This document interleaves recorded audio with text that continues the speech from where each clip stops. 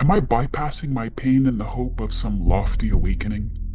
Am I avoiding something by focusing on spirituality? Or is this truly the path to real freedom from suffering? It's a haunting doubt for many, one that often arises before joining our reality lover coaching community, where we use what I call alchemy, inquiry, and self inquiry, as well as conscious awakening, to clear obstacles for both spiritual and worldly leaps. We're all aware of the cautionary tales about spiritual bypassing. People worry that by pointing to peace, awareness, and the true self, that we might be sweeping messy emotional issues under the rug. Or that in seeking the profound love of God or life or source, we might skip over so-called deep emotional work. Kathy's question this week is simple yet pointed. Are we bypassing real human issues with these methods, or are we finally waking up to the freedom that ends suffering? I'll give you more details on her personal email and question a little later on. Right now, let's dive in and answer this fully, both for those who wonder if our approach is legitimate and for anyone seeking a comprehensive understanding of what spiritual bypassing actually is, where it originated, and how it differs from genuine, liberating spirituality. The phrase spiritual bypassing was first coined by psychotherapist John Welwood.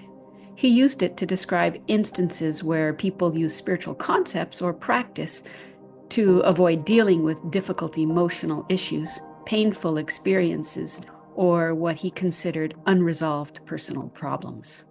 In his view, the risk is that people sidestep genuine emotional work by leaping prematurely to higher ideals like transcendence or cosmic oneness. In New Age circles, that idea morphed into the notion that we must process, go through certain buried emotions, or prove we've done the painful work. If you find inner peace too quickly, they might call it bypassing. There's a sort of stigma that says you must slog through every ounce of pain before you're allowed to be free and happy, almost as if real freedom is suspicious.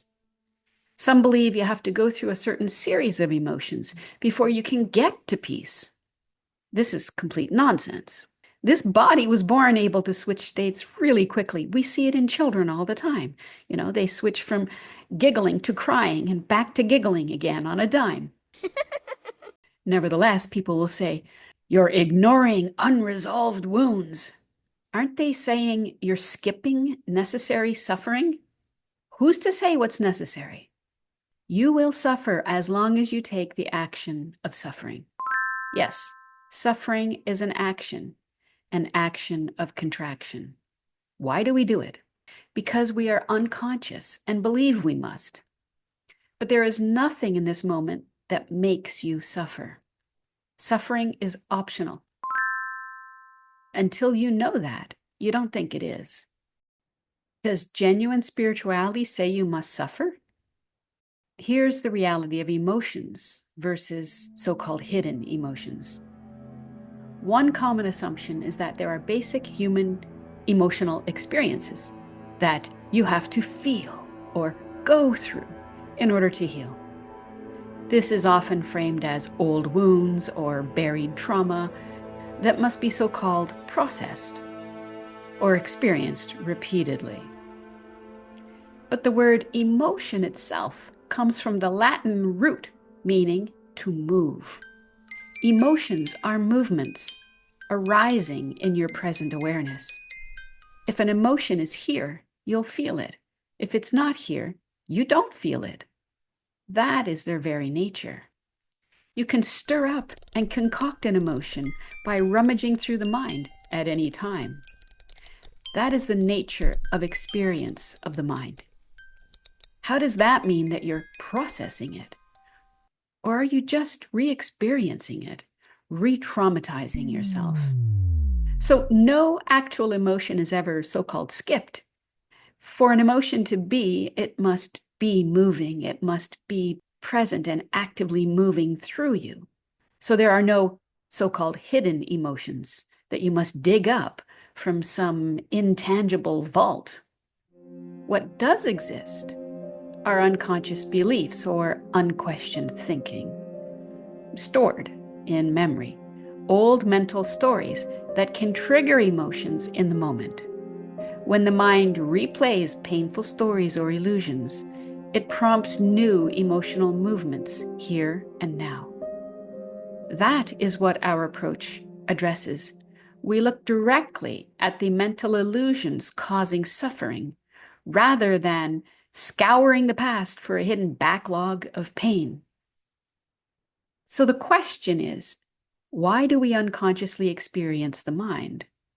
And let me tell you, the answer is not that we just haven't experienced it enough. I once knew a woman who firmly believed this damaging idea. She was completely stuck, caught in an endless loop, recycling the same painful thoughts day after day, continuously re-traumatizing her nervous system with an unending stream of negativity. Every single day, she suffered the same 4 stories on repeat in her mind, desperately seeking someone, anyone, who would listen. And every day, after exhausting herself, she'd reach a brief moment of peace saying, "There, I got it all out. Thanks for listening. Now I can relax." And for just a fleeting moment, she did. But that relief never lasted. At the slightest movement of mine, the cycle began anew. Did she get relief because she had gotten it all out? Or was it simply because, for a brief moment, she stopped running and dream experiencing her painful movies in the mind? Clearly, she didn't get it out, because if you got it out, it would be gone and done, and it wouldn't come back. But inevitably, the next day brought the exact same thoughts, and her life became a tragic enactment of Groundhog Day. It deeply saddens me that this woman didn't make it, but I'm sharing her story to ensure her suffering and passing have meaning. Let this be a wake-up call. You do not have to suffer to stop suffering. You don't have to feel it to heal it. You have to understand it. You have to clearly see what's really going on, not just what your mind tells you is going on. And for this, you have to get real. John Wellwood rightly observed that some folks hype themselves up with quick, feel-good spiritual states, a kind of motivational pumping up, a temporary peak. But a temporary peak will inevitably crash. That's not true spiritual work or awakening. It's just a mood swing. Real freedom is stopping dreaming the mental illusions that create suffering in the first place. That's not denial. That's shining a light on the root cause. So here's a question. Would it be okay not to suffer? Would it be okay never to suffer again? Would that be okay? If you're worried about spiritual bypassing, you might think you must keep suffering to show that you're dealing with your issues. But ask yourself, do I ever get to be truly free? When?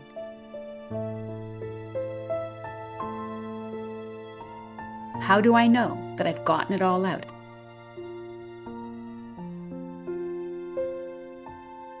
How do I know when I'm truly free?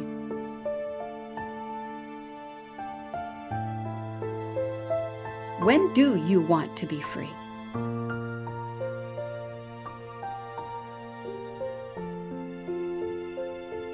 Who says when you're free?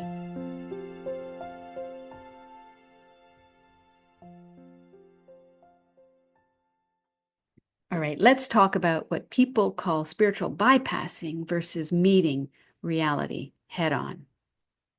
Most people don't realize they're dreaming the mind, and they think it's real. They run a movie in the mind and suffer as if it's actually happening. We want to discern between that mental movie and what is actually here so that we can stop fueling unnecessary pain. When we say dreaming the mind, we don't mean imagination is bad. We're pointing out that the mind can create illusions and cause us to feel them vividly, like living inside a private film. Genuine spirituality doesn't brush pain aside. Instead, it 1. Spots when the mind is spinning illusions. 2. Brings you fully present to what's real. That's not a bypass. That's direct confrontation with the very mechanism of suffering. I have often heard, "I'm afraid that letting go is bypassing my trauma." Ugh. Many people ask, if I stop working through old wounds, am I just in denial? Do I have to keep suffering to prove I'm serious about healing? Ugh. This is what I call getting trapped in the house of mirrors in the mind. Thinking about thinking about thinking. You're not trapped by anything from the past. Right now, you're free. It's only when we unconsciously dream the mind's old stories that we feel stuck.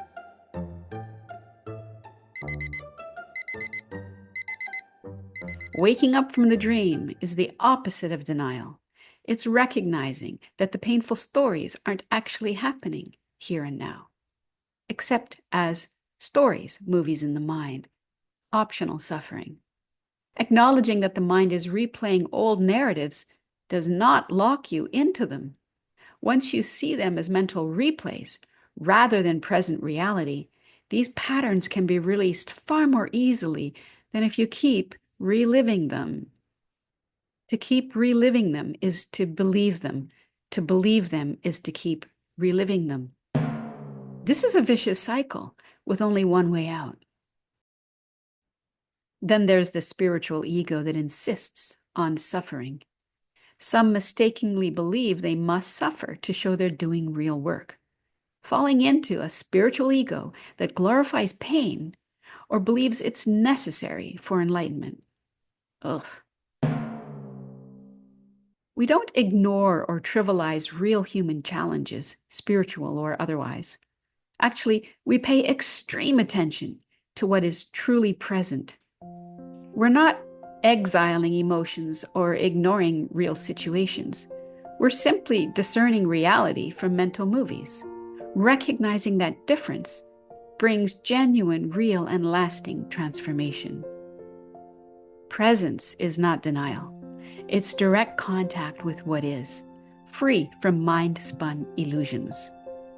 This is about stepping into clarity instead of endless processing. You can keep rummaging through old stories, but if you never see that the mind's replay isn't reality, you're stuck in an infinite loop. Reality is now. You deal with what's arising now. And if you're no longer fueling past stories, there's nothing left to bypass. There's just clarity. This is not positive thinking or forcing cheerfulness. It's dismantling illusions that cause suffering in the first place. So alchemy, inquiry, conscious awakening, and self-inquiry are not a bypass, but a shift out of unnecessary pain. Consider, if someone you love dies, do they want you to suffer forever? Or to open to feel their love and presence?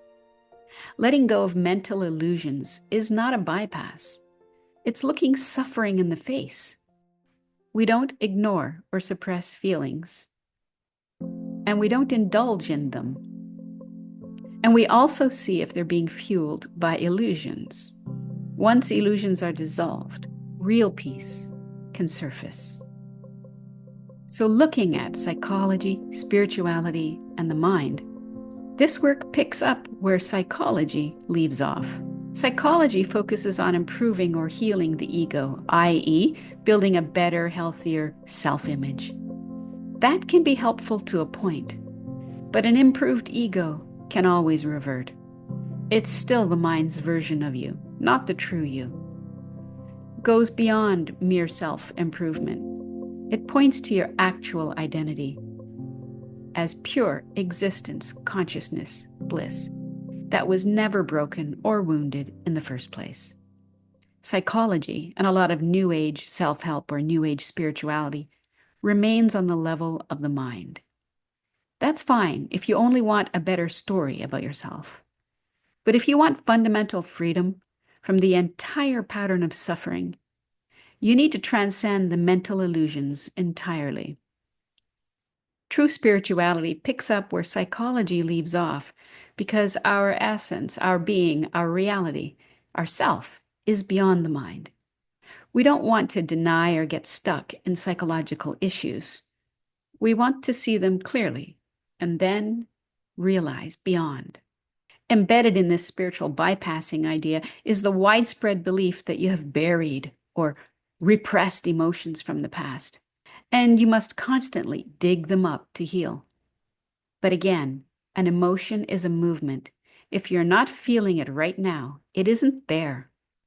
But what may be buried are beliefs or stories running unconsciously. The moment such a belief triggers an emotion, you feel it, and you can address it right then. Claiming that you must forcibly resurrect so-called stored pain can trap you in endless cycles of unconscious re-experiencing of old narratives. That's not healing. That's staying unconscious and ignorant to the mind, its stories, and the unconscious driving of the mind. If an emotion arises, you meet it fully. If it's not arising, you don't go rummaging for more. That is presence.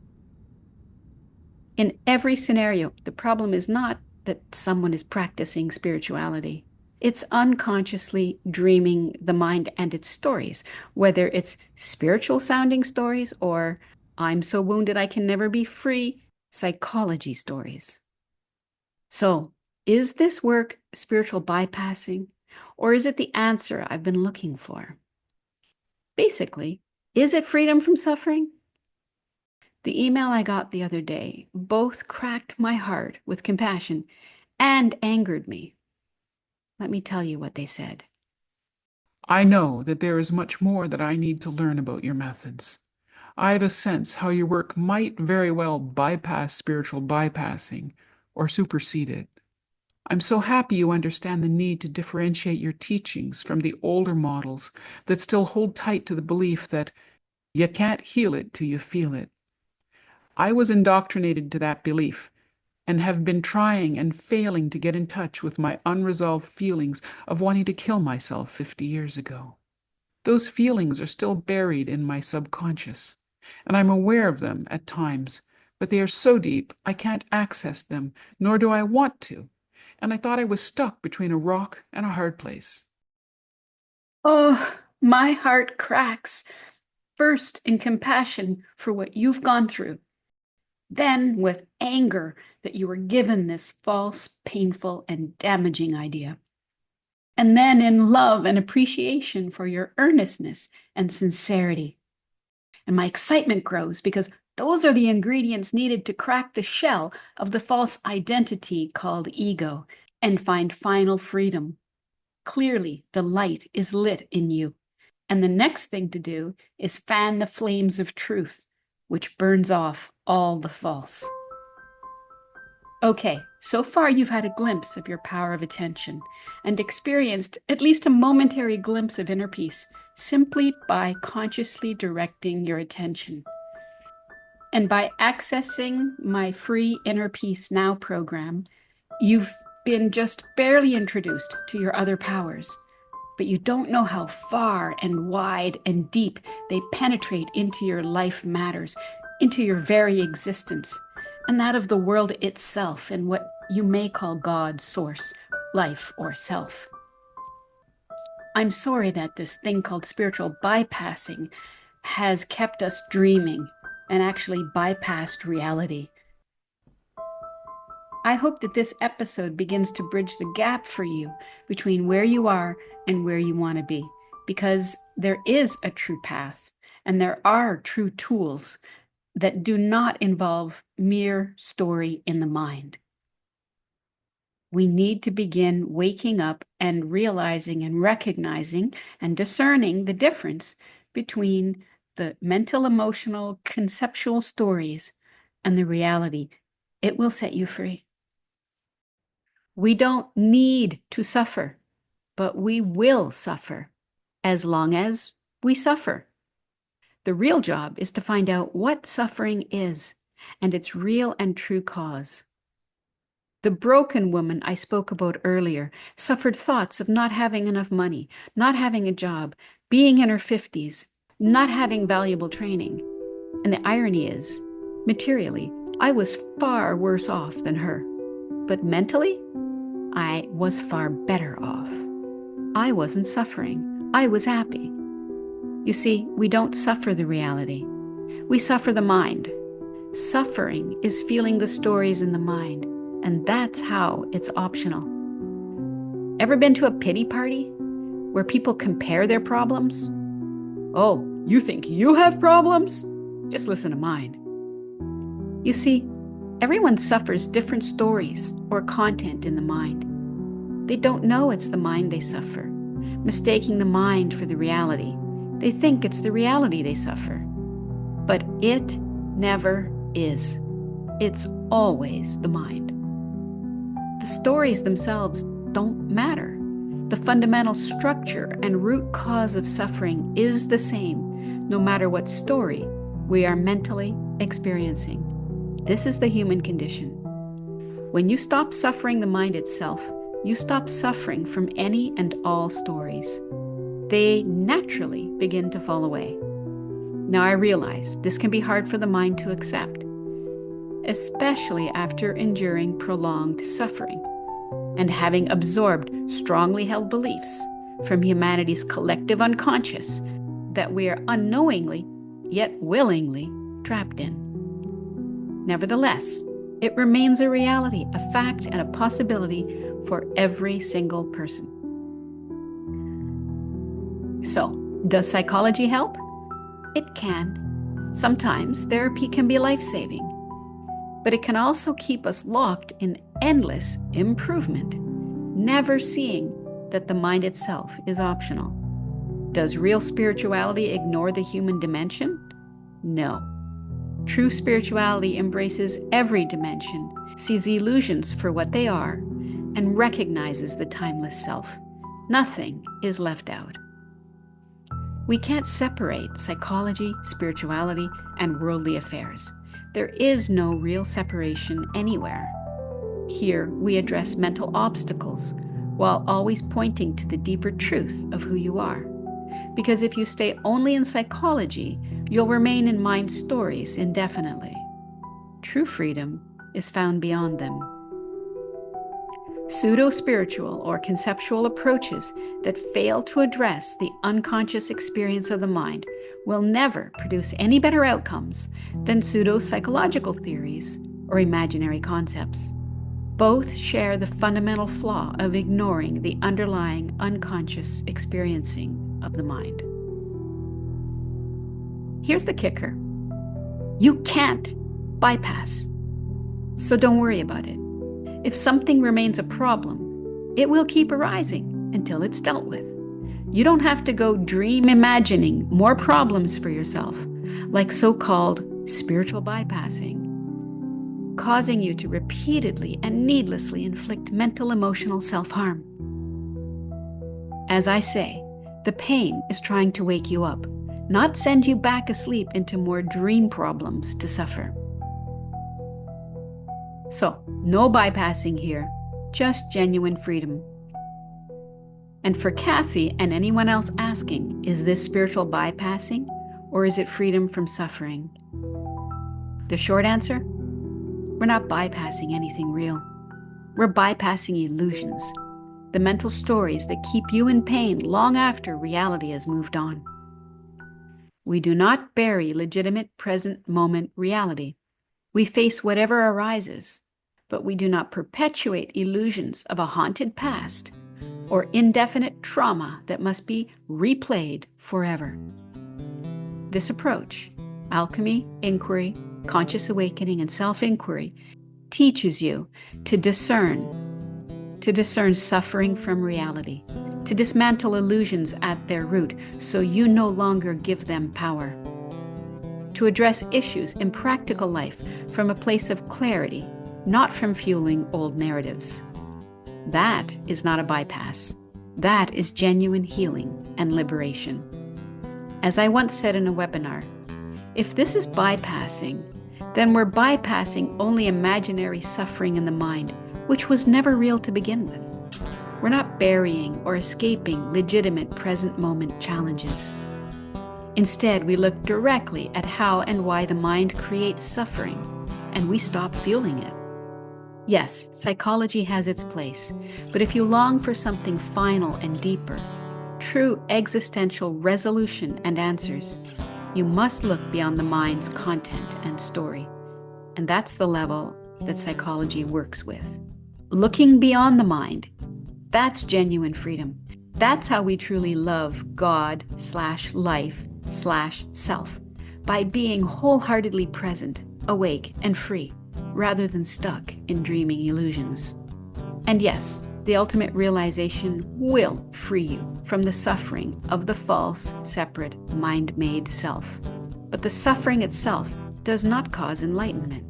Seeing through suffering ends it, revealing the peace that's always been here. No bypass, no denial, just reality and the joy and clarity that come when we stop dreaming the mind. Now, let's keep it real and get to work. Namaste.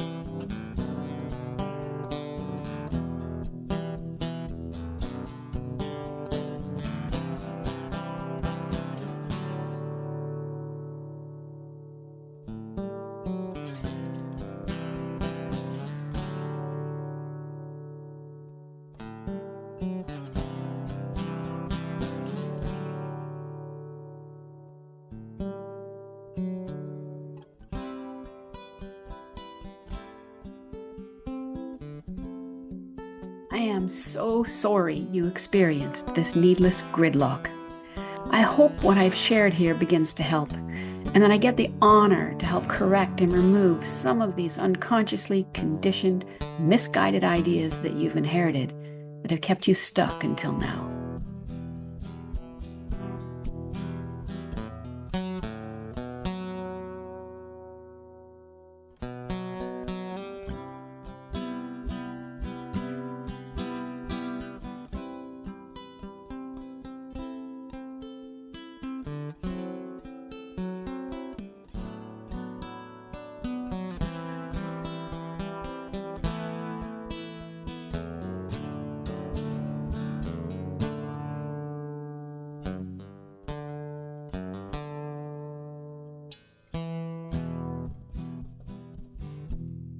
Yes, you don't heal by suffering.